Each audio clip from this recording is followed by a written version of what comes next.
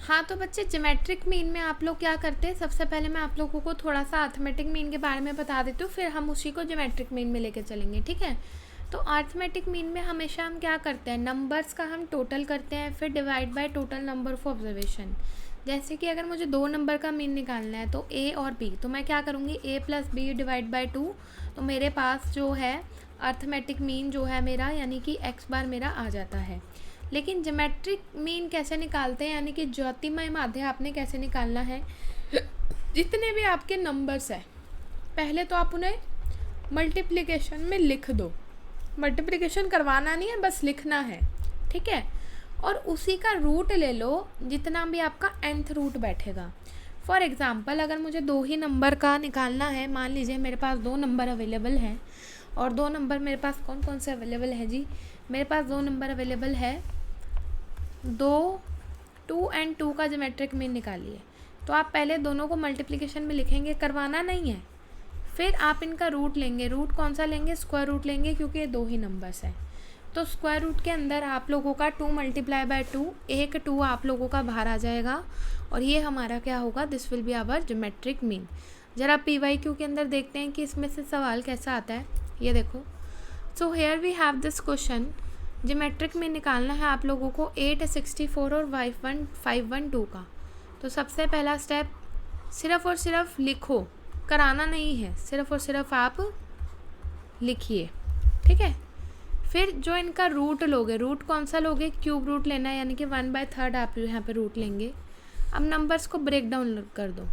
क्या मैं इसे ऐसा लिख सकती हूँ, 64 को 8 मल्टीप्लाई बाई 8, 512 को हम लोग 8 मल्टीप्लाई बाई 8 मल्टीप्लाई बाई 8 ऐसा लिख सकते हैं। मतलब जो जो हम लिख सकते हैं वो हमने ब्रेक डाउन कर दिया। Once again I am repeating, मुझे मल्टीप्लिकेशन कराना नहीं है, बस लिखना है, ठीक है। क्योंकि अब ये क्यूब रूट है, तो क्यूब रूट में आपको 3 के साथी बनाने पड़ेंगे। इस 3 साथी में से एक 8 बाहर आ गया, इस 3 में से एक 8 बाहर आ गया, तो 8 मल्टीप्लाई बाय 8 आप लोगों का कितना आ जाएगा, 64 आ जाएगा। 64 will be your correct answer. ये तरीका होता है हमारा, दिस इज़ अ वे जिससे आप लोग क्या करते हैं, जिससे आप लोग अपना ज्योमेट्रिक मीन जो है निकालते हैं, ठीक है। ये जो क्वेश्चन मैंने आपको कराया है, ये अपना PYQ में से, जहाँ तक मुझे याद है, दिसंबर 2015 के पेपर में इस सवाल को जो है इन्होंने यहाँ पे ये पूछा था, ठीक है। तो उसी के हिसाब से मैंने आपको कराया है। अब ज़रा एक सवाल देखिए आप लोग, हियर वी आर।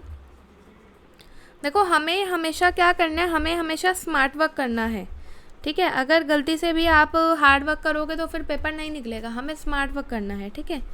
तो देर आर 2 नंबर्स, एक नंबर है 4 और एक नंबर है 9, इनका ज्योमेट्रिक मीन निकालो कितना आएगा। 4 और 9 का GM कितना आएगा, करके देखो, how much it will B.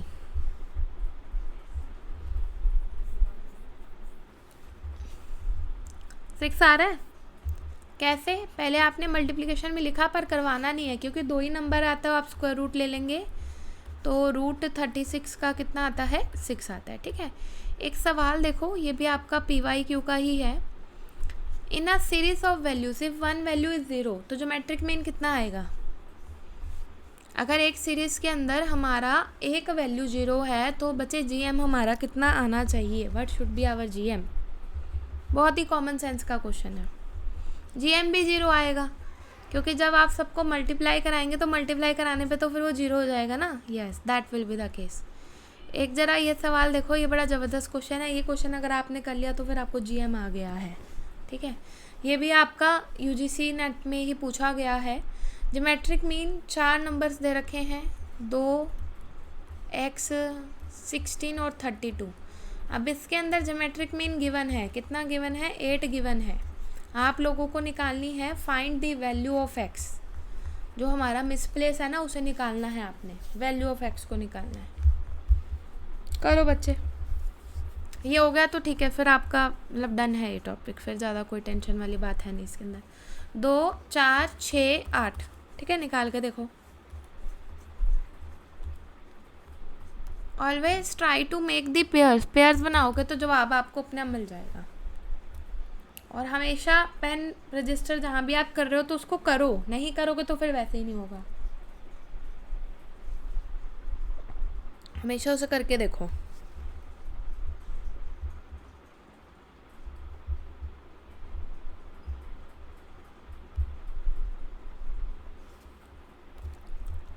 Eight आ रहा है।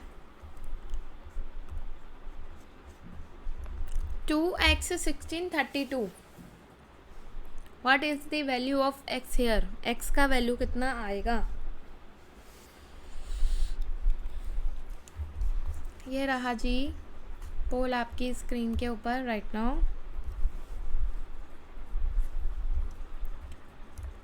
बहुत ही बढ़िया। x की वैल्यू 4 आएगी कैसे?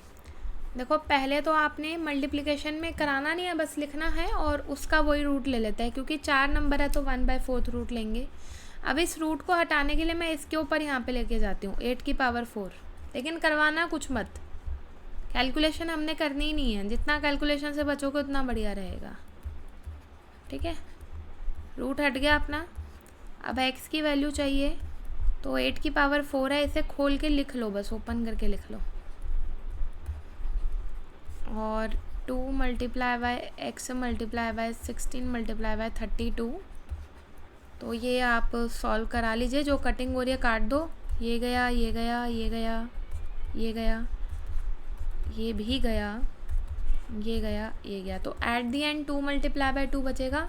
तो x की वैल्यू कितनी आ जाएगी? x की वैल्यू यहाँ पे 4 आ जाएगी। और सबसे पहले सही जवाब सक्षम ने दिया है। तो ये तरीका होता है बच्चे ज्योमेट्रिक मीन निकालने का। उस दिन हमारा रह गया था ज्योमेट्रिक मीन, तो इसमें मैंने यहाँ पे आपको इधर कवर कर दिया है। अच्छा, एक चीज़ हमारी और होती है, एक चीज़ होती है हमारी हार्मोनिक मीन होती है, ठीक है।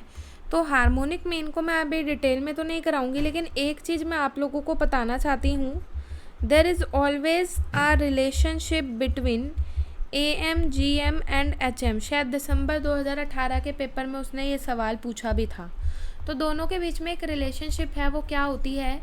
जब भी आप AM को मल्टीप्लाई करते हो HM से, तो जो आपके पास निकल कर आएगा वो GM का स्क्वायर होगा, ठीक है। तो दिसंबर 2018 का पेपर उठा के देख लेना, उसमें आपको ये चीज़ मिलेगी। एक क्वेश्चन उसने पूछा हुआ था इस तरीके से। और HM में खास बात क्या होती है? जो आपने नॉर्मल AM के फॉर्मूलास आप लोगों ने पढ़े हैं, उसी का रेसिप्रोकल कर दो, ठीक है। हम लोग क्या करते हैं, sum of all observation divided by total number of observation. तो टोटल नंबर ऊपर आ जाएगा n, और जो ऑब्जर्वेशन है, ऑब्जर्वेशन का हमेशा रेसिप्रोकल लेते हैं 1/x1 + 1/x2। तो ये तरीका होता है।